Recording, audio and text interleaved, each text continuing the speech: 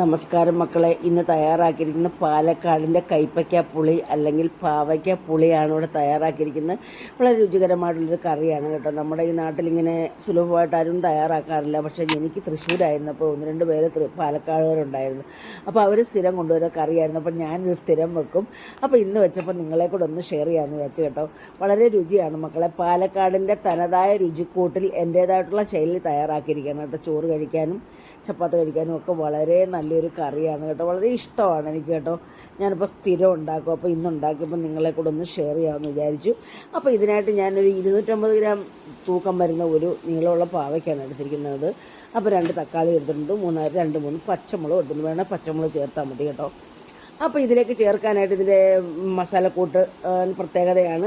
അപ്പോൾ ഇതിലേക്ക് ഒരു വലിയ മീഡിയം സൈസിലുള്ളൊരു സവാള, 150 ഗ്രാം കണക്കാക്കി ചെറിയ ഉള്ളി, 1/2 ടീസ്പൂൺ ഉലുവ, 1/2 ടീസ്പൂൺ കടുക് എന്നിവ എടുത്തിട്ടുണ്ട്. നമുക്കിനി നമ്മുടെ ഈ പാവയ്ക്ക ഒന്ന് കട്ട് ചെയ്യണം. നമ്മൾ മഞ്ഞളും ഉപ്പും ഒക്കെ ഇട്ട് അരമണിക്കൂർ വെച്ച് എല്ലാം കഴുകി വൃത്തിയാക്കി എടുത്ത പാവയ്ക്കയാണ്. ഇതിലേക്ക് നമ്മൾ ഇതിൻ്റെ സീഡെല്ലാം എടുത്ത് അതിന് 2ആയിട്ട് കട്ട് ചെയ്തിട്ട് നമ്മൾ ഇതേ രീതിയിൽ, അധികം സ്ലൈസ് അല്ലാത്ത രീതിയിൽ ഇതേ രീതിയിൽ നമുക്ക് എല്ലാം കട്ട് ചെയ്തിങ്ങെടുക്കാം കേട്ടോ. അപ്പോൾ ഇതിൻ്റെ രുചിക്കൂട്ട് ഭയങ്കര സ്പെഷ്യലാണ് മക്കളെ. ഇതിൻ്റെ രുചിക്കൂട്ട് ഭയങ്കര ടേസ്റ്റാണ് കേട്ടോ. അതുകൊണ്ടാണ് ഞാനിത് നിങ്ങളെ കൂടെ ഷെയർ ചെയ്യാമെന്ന് വിചാരിച്ചു. ഒരു തവണയെങ്കിലും ഇങ്ങനെ ചെയ്ത് നോക്കിയപ്പോൾ നമ്മൾ എന്നും പാവയ്ക്ക കിട്ടുമ്പോൾ ഇങ്ങനെ ഉണ്ടാക്കാം. സാധാരണ നമ്മൾ മെഴുക്ക് പുരട്ടിയൊക്കെ ആണല്ലോ ഉണ്ടാക്കാറ്, തോരനും ഒക്കെ ആണല്ലോ തയ്യാറാക്കാറ്. അപ്പോൾ ഇതിന് രുചിക്കൂട്ടിന് മസാലക്കൂട്ട് സ്പെഷ്യലാണ്. മസാലക്കൂട്ട് തയ്യാറാക്കാനായിട്ട് നമ്മൾ ചട്ടി ചൂടായപ്പോൾ അതിലേക്ക് നമ്മൾ 1.5 ടീസ്പൂൺ വെളിച്ചെണ്ണ ഒഴിച്ച് 1/2 ടീസ്പൂൺ കടുക് ഇട്ട് 1/2 ടീസ്പൂൺ എടുത്ത് വെച്ചിരിക്കുന്ന നമ്മുടെ ഉലുവായും ചേർത്ത് പൊട്ടിയതിന് ശേഷം നമ്മൾ ആ സവാള നമ്മൾ സ്ലൈസായിട്ട് അരിഞ്ഞ് വെച്ചിട്ടുണ്ട്. അതിൻ്റെ മുഖമൊക്കെ കട്ട് ചെയ്ത് കളഞ്ഞിട്ട് ഒന്നേ തൊടാത്ത രീതിയിൽ നമ്മൾ സ്ലൈസ് ചെയ്ത് വെച്ചിട്ടുണ്ട്. അത് നമ്മൾ ഇട്ട് കൊടുത്ത് നന്നായിട്ട് നമുക്ക് റോസ്റ്റ് ചെയ്തെടുക്കണം. നമ്മുടെ മസാലക്കൂട്ടാണിത് കേട്ടോ. നന്നായിട്ട് റോസ്റ്റ് ചെയ്ത് കഴിയുമ്പോൾ നമ്മളിതിലേക്ക് തക്കാളി ഇട്ട് കൊടുക്കും. അപ്പോൾ ഈ എണ്ണയ്ക്കകത്ത് എണ്ണയെല്ലാം തെളിഞ്ഞല്ലോ. ഈ എണ്ണയ്ക്കകത്ത് നമ്മുടെ തക്കാളി ഇട്ട് കൊടുക്കുമ്പോൾ തക്കാളിക്കകത്ത് വെള്ളം ഒന്നും പോകത്തില്ല. പിന്നെ പ്രത്യേകം ശ്രദ്ധിക്കണം, നമ്മൾ തക്കാളി ഉടയ്ക്കാനും പാടില്ല. അപ്പോൾ അതിൻ്റെ ജ്യൂസ് എല്ലാം ഇറങ്ങും. പിന്നെ ഇത് പൾപ്പ് കൂടുതലുള്ള നല്ല കട്ടിയുള്ള പൾപ്പായതുകൊണ്ട് ജ്യൂസ് ഇറങ്ങത്തുമില്ല. അപ്പോൾ ഇതിലേക്ക് നമ്മൾ 1 ടേബിൾ സ്പൂൺ മുളക് പൊടിയും 2 ടീസ്പൂൺ മല്ലിപ്പൊടിയും 1/2 ടീസ്പൂൺ മഞ്ഞൾപ്പൊടിയും നമ്മുടെ എരിവ് അനുസരിച്ച് നമുക്കിതൊക്കെ ചേർക്കാം കേട്ടോ. ഇതെല്ലാം ചേർത്തിട്ട് നമ്മൾ ഈ തക്കാളിക്കകത്തും കൂടെ തന്നെ കിടന്ന് ഇത് തക്കാളിയുടെ വെള്ളം ഇറങ്ങത്തില്ല കേട്ടോ. സാധാരണ നമ്മൾ മസാലകളൊക്കെ ചേർക്കുമ്പോൾ തക്കാളിയുടെ വെള്ളം ഇറങ്ങി മസാല മൂക്കത്തില്ല. ഇത് പക്ഷേ അങ്ങനെയല്ല. നമ്മൾ തക്കാളിയുടെ വെള്ളം ഇറങ്ങാത്ത രീതിയിൽ നല്ല കട്ടിയുള്ള പൾപ്പാണ്. അപ്പം നമ്മുടെ തക്കാളി അതേ രീതിയിൽ തന്നെ കിടക്കുകയും ചെയ്യും, തക്കാളി വാടുകയും ചെയ്യും, നമ്മുടെ മസാലകളൊക്കെ ഇതിൽ കിടന്ന് മൂക്കുകയും ചെയ്യും. അപ്പോൾ ഈ രുചിക്കൂട്ടിൻ്റെ പ്രത്യേകത ഇതാണ് കേട്ടോ. ഇതാണ് ഇതിൻ്റെ രുചിയുടെ പ്രത്യേകത. നമ്മുടെ മസാലക്കൂട്ടാണിത്. അപ്പോൾ ഇത് നല്ലതായിട്ട് കൈവിടാതെ ഇളക്കി നമ്മുടെ തക്കാളിക്കകത്തെല്ലാം നമ്മുടെ ഈ മസാലകളെല്ലാം പിടിച്ചെല്ലാം മസാലയെല്ലാം മൂത്തിട്ടുള്ള ജ്യൂസും ആയിട്ടില്ല. നമ്മുടെ മസാലയെല്ലാം നന്നായിട്ടുണ്ട് മൂത്തിട്ടുണ്ട്. കണ്ടില്ലേ? ഈ മൂത്ത് കഴിയുമ്പോഴാണ് ഞാൻ ആ തക്കാളി ഒന്ന് ഉടച്ചു കൊടുക്കുന്നത്. കണ്ടില്ലേ അതിൻ്റെ തൊലിയൊക്കെ വിട്ട് മാറി. അപ്പം നമ്മുടെ മസാലക്കൂട്ട് നമ്മൾ തണുക്കാൻ മാറ്റി വെച്ചു. തണുത്തതിന് ശേഷം നമുക്ക് പേസ്റ്റാക്കി അരച്ചെടുക്കണം. ഇനി നമ്മുടെ ചട്ടി അടുപ്പ് വിളിച്ച് ചൂടായ ചട്ടിയിലേക്ക് നമ്മൾ കടുക് ഇട്ട് കൊടുത്തൊന്ന് പൊടും. കാരണം നമുക്ക് ഈ താളിപ്പ് ചേർക്കണ്ട. അതുകൊണ്ടാണ് കടുക് ഇട്ട് ഞാൻ ഒന്നുകൂടെ പൊട്ടിച്ചത്. കടുക് ഇട്ട് പൊട്ടിച്ച് 2-3 വറ്റൽമുളകും കട്ട് ചെയ്തിട്ട് ആവശ്യത്തിന് കറിവേപ്പിലയും ചേർത്ത് നമ്മളിനി ഇതിനകത്തേക്ക് നമ്മുടെ പാവയ്ക്ക ഇട്ടൊന്ന് ഫ്രൈ ചെയ്തെടുക്കും കേട്ടോ. അപ്പോൾ ഇതിലേക്ക് നമ്മൾ ആ മൂത്ത എണ്ണയിലേക്ക് നമ്മുടെ പാവയ്ക്ക ഇട്ട് കൊടുത്ത് അരിഞ്ഞ് വെച്ച പാവയ്ക്ക ഇട്ട് കൊടുത്ത് നമ്മൾ നേരത്തെ ഉപ്പൊന്നും ചേർത്തില്ല. ഉപ്പ് ചേർത്തിനകത്തൊന്നും വെള്ളം ഇറങ്ങിയതുകൊണ്ട് ഉപ്പ് ചേർത്തില്ല കേട്ടോ. അപ്പം ഈ സമയത്ത് നമ്മളിതെല്ലാം ഇട്ട് വഴറ്റി ഇതിനകത്തെ വെള്ളമായും എല്ലാം തോരത്തക്ക രീതിയിൽ നമ്മൾ കൈവിടാതെ നമ്മുടെ ചട്ടിയിലിട്ട് ഇങ്ങനെ വഴറ്റി എടുക്കുന്നുണ്ട് കേട്ടോ. നല്ലതുപോലെ വഴറ്റി ആ വെള്ളമയം എല്ലാം തോർന്ന് കഴിയുമ്പോൾ നമ്മുടെ എണ്ണയ്ക്കകത്ത് കിടന്ന് വേണം ഇത് മൂത്ത് വേവാൻ. നമ്മളിങ്ങനെയാണ് വേവിച്ചെടുക്കുന്നത് കേട്ടോ. ഫ്രൈ ചെയ്തെടുക്കാം. നമുക്കിതിൻ്റെ ടേസ്റ്റ് മാറാതിരിക്കാനും ഇതിൻ്റെ ഗുണം മാറാതിരിക്കത്തക്ക രീതിയിലാണ് നമ്മളിങ്ങനെ ചെയ്യുന്നത്. അപ്പോൾ നമ്മുടെ പാവയ്ക്കെല്ലാം വെള്ളമെല്ലാം ഒന്ന് റോസ്റ്റായി വന്നിട്ടുണ്ട്.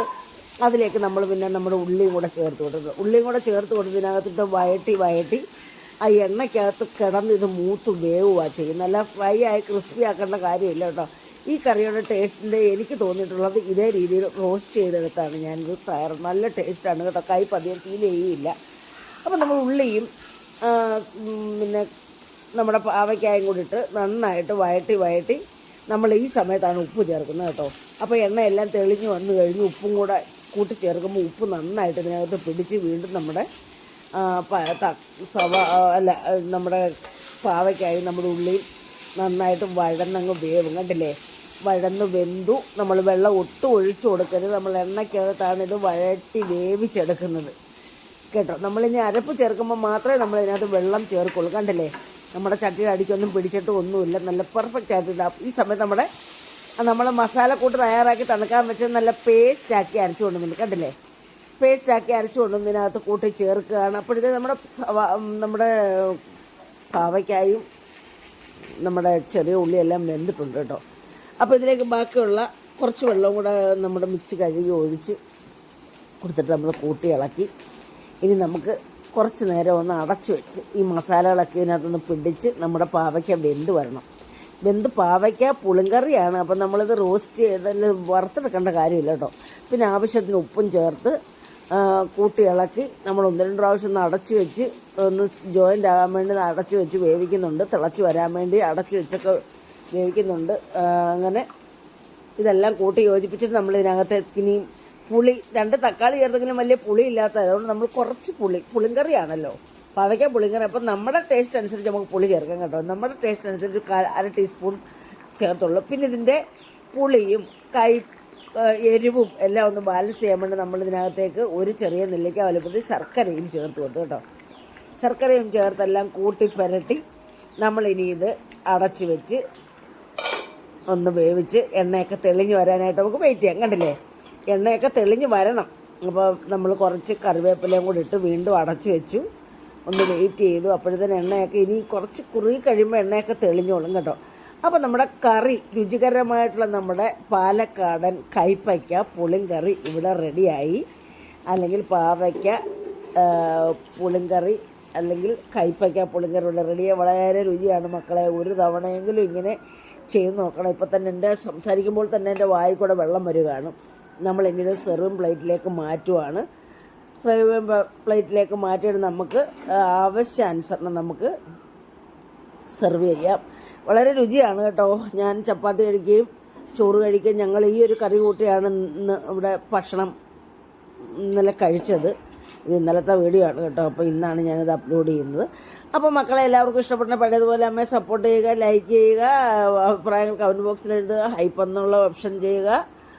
ഓൾ എന്ന ഓപ്ഷൻ ഇനേബിൾ ചെയ്തെങ്കിൽ മാത്രമേ അമ്മ ഇടുന്ന വീഡിയോസിൻ്റെയൊക്കെ നോട്ടിഫിക്കേഷൻ കിട്ടുകയുള്ളൂ. അപ്പം എല്ലാവർക്കും ഇഷ്ടപ്പെട്ടാണെന്ന് വിശ്വസിക്കുന്നു. എല്ലാവരും ഇതേ രീതിയിൽ ചെയ്ത് നോക്കുക. എല്ലാവരും സുഖമായിട്ട് സന്തോഷമായിട്ട് ഇരിക്കുക. അപ്പം ഞാൻ ഇത് മാത്രം കൂട്ടിയാണ് ചോറ് കഴിക്കുന്നത്. ഒരു വെണ്ടയ്ക്ക മെഴുക്ക് വരട്ടിയും ഈ പാവയ്ക്ക കറിയും മാത്രം കൂട്ടിയാണ് കഴിക്കുന്നത്. അപ്പോൾ മക്കളെ, അടുത്ത ഒരു വീഡിയോ ആയിട്ട് വരുന്നവരെയും എല്ലാവർക്കും നന്ദി, നമസ്കാരം.